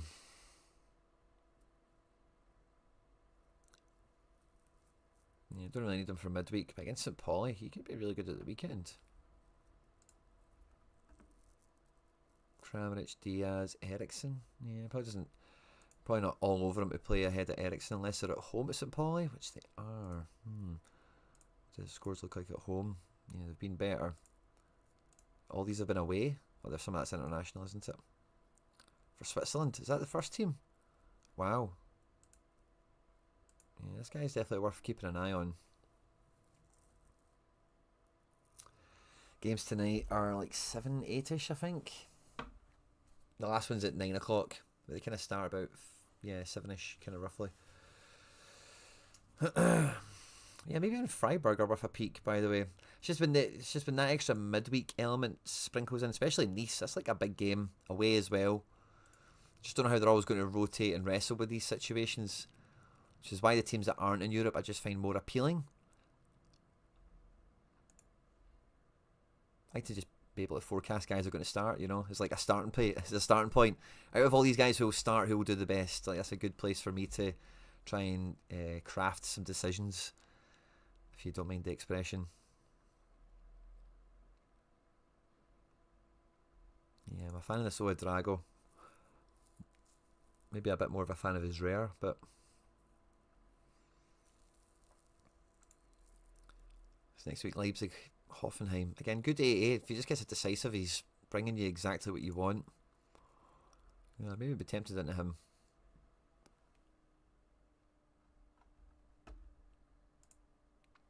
As well as that, man. Yeah, I might just do that. That team that we crafted earlier looked a lot like this, didn't it? Don't think I'd quite take Lukeba in a any man situation. But if we look in this limited situation here, we delete Vuskovic. We're talking about Leipzig players are taking on Hoffenheim. Do we need to delete Kramaric? I think we can maybe hang on to Ericsson. Let's delete Diaz. Let's just filter only limiteds. Yeah, so a new defender for Vuskovic. Who would we be looking at? In-season ROM is so tempting. Just because of that fun design of the card, although we don't really get to use it anymore for competitions or whatever. So I don't really need to. I don't need to degen myself on that one probably. But yeah, if we knew Rafi was going to play for Bayern, swapping Vuskovic for him would be fine. I told you Nathaniel Brown was going to do well last weekend as well. Got an assist against Heidenheim. Did hope that would have brought an 80. It did only bring a 60. But I thought, yeah, I could see him doing a decisive action with one of those games where he gets kind of all-round performance at wing-back because he gets some joy in the final third. So kind of half right on that one. He's nice and cheap. Again, we've got Baku. He's quite cheap, but yeah. I don't know, Vuskovic isn't a bad shout for defence. I don't think. We don't need to add him in from there. I've already got Vuskovic. That's because we're in the market. It's not a bad shout against Dortmund. Maybe he is. What did Bayern do to him? 5-0. So I really had a bad game. Very Matrix friendly. Maybe just stick with him. And then, yeah, I'm kind of talking myself back into Kramaric. It's kind of just the classic, I think. I do think Eriksen's maybe a bit limp. Like, we could have, you know, again, no AA against Hoffenheim. You get 2 goals. Attack-wise, 1 dribble, 4 balls into the box. 4 balls into the final third. It's just a bit, yeah, it's just a bit meh. 75 minutes played. Just a bit meh from Eriksen. But Bremen could be good. Could get 2 decisives against a team like that with 5 or 6 AA. Fine, you can get away with that. My Bundes team was horrible, says Ferran. Yeah. I like Ouedraogo, I like Manzabi, I like, but they're not mad smashers, are they? I've still got that kind of rare head on, I suppose, whereas with this limited team, the budget's a bit freer. Not got a streak to chase, so maybe, again, part of the strategy to be, you know, economic on a budget and all that is you just run the strategy maybe 1 more week until a clearer opportunity comes up, because we've not got a streak to chase. So it's not like there's anything we're buying into particularly. Whereas with rare, I find this a lot more interesting because, yeah, with those credits, that wee bit of budget, having this kind of base to start me with now.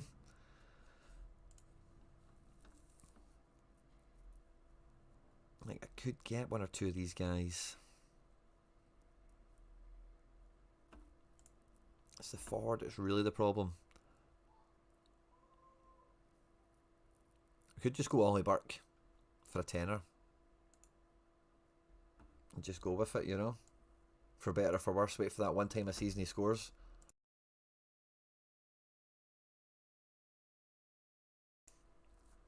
Maybe it would work out for us. I wonder if there's any other Scottish forwards in the league we could pick up. And yeah, some of these guys might be cheaper on secondary market rather than instant buy. So maybe that's something worth looking into quickly. We're on the market, aren't we? Yeah, let's go to manager sales. Oh yeah, let's keep this same filter on as well. Let's just see what manager sales brings up.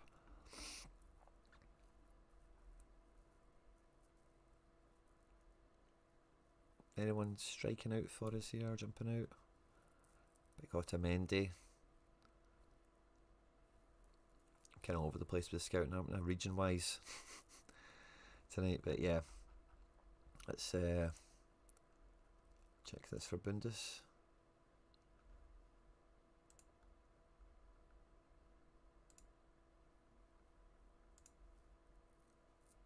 And we're after forwards.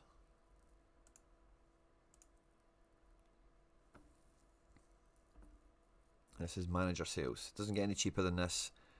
Terrier off the bench. Maybe coming back to life at £8. That would be sneaky, wouldn't it? I wouldn't mind a wee pick up like that if we really knew he was coming back and he was going to play. Terrier is a Streets Won't Forget player. Luka Waldschmidt, maybe a bit less so. Although very cheap. Shuta Machino. Knauf at 30. Yeah, I don't think there's going to be anyone mad cheap that just makes this viable. with the current budget in hand. And more at 65 secondary market. I managed to get Vuskovic, well done. Sadly, it didn't work out for us, did it?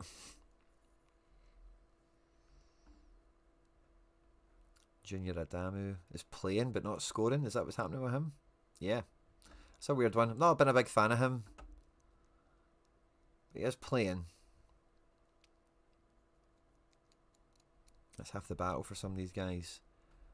Ben Seger, 20 quid. Did have. He's coming off the bench all the time. High prospect, high opinion of him. Mazza as well. Off the bench all the time. It's not really worked out yet. I've not watched enough of them to really. If I'd seen a wee bit of them, I'd maybe have a better opinion on viability. LAY started at the weekend.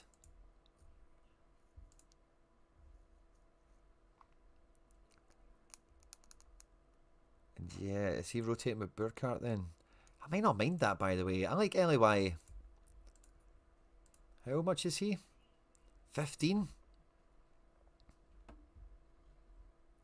So if we got LAY, with the credits and stuff, I could buy like one other player. So I could kind of get like, I'm quite close to a team, I think.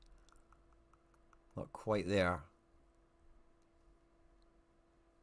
And LAY is a bit of a shout, isn't he? He's not much better than Ollie Burke in reality. So maybe I'm getting a bit ahead of myself. But we don't mind backing Frankfurt strikers. A goal line clearance or a last man tackle. He got something. I thought it was a last man tackle. It got taken away from him. And Terrier, yeah, let's see against Bayern what the script was. Lost 3-0 obviously, but they played Schick, Garcia, Poku, Echeverri. And he came on to play 34 minutes. Yeah, so he came on for Schick, played up front. Who else did they have? Oh, by the way, Terrier might be sneaky. Can we look at Leverkusen like page?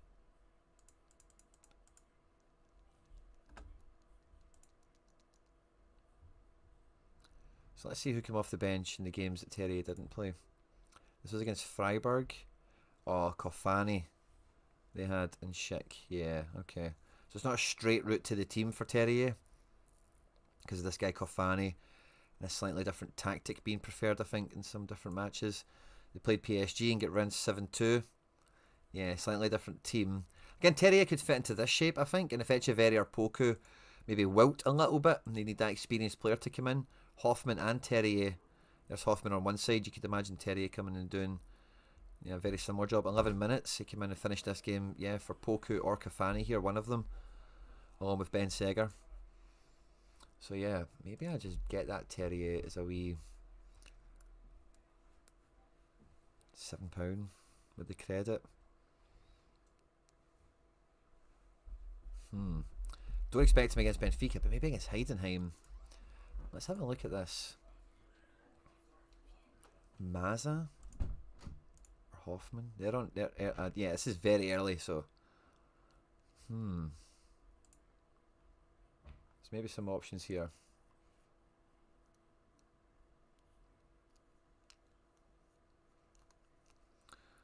I remember getting Kelly Roos when Aberdeen were absolutely awful.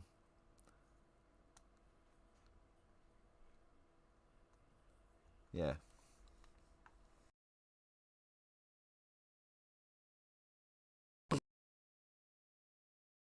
Interesting options there. I think everything's frozen. I think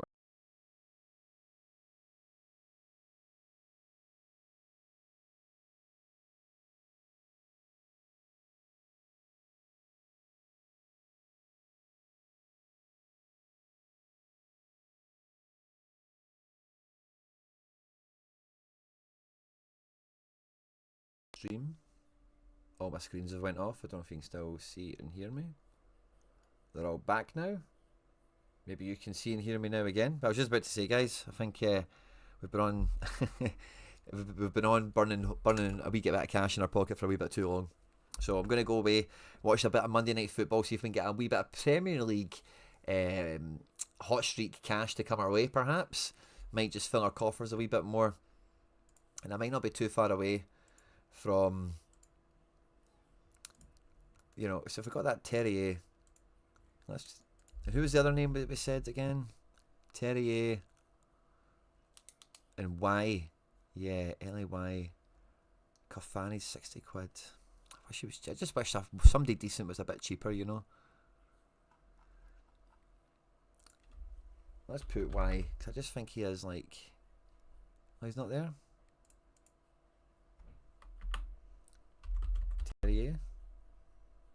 He's not there either. Okay, so they're not going to come up. But if we got them for like under a tenner, then I could get like this Drago or Baumgartner. He's cheaper. Gets decisives. Complements the Leipzig play. So yeah, if I got him, get 20 quid credits, that would be 40. Yeah, I'd have like a tenner. Yeah, so I wouldn't have a great player. So I need to craft one more good player or get another little batch of cash in, and then we're maybe moving into Bundesliga rare is where I'm at, thanks to the Lukeba and such. But yeah, thanks everyone who tuned in today. Thanks for handling the glitch with me as well. And I'll see you tomorrow for some live action. We've got some MFL stuff. We've obviously got a midweek deadline. Wee bit of drama as well. I'll just kind of finish up my teams. We'll go through predicted 11s together before the deadline tomorrow afternoon. And yeah, we've got a big week of content. Make sure to catch it all. Hit subscribe, like, share, retweet, all that good stuff. Take care. Bye-bye.